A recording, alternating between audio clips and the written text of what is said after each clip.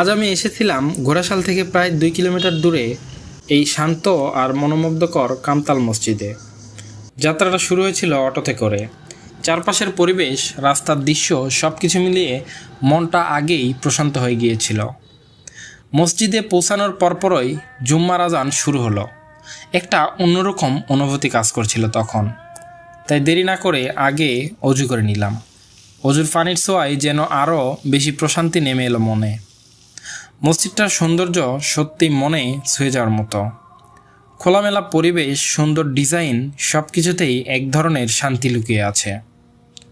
ভেবেছিলাম যারা এই মসজিদটি তৈরি করেছেন না জানি তাদের অন্তর কতটাই না সুন্দর।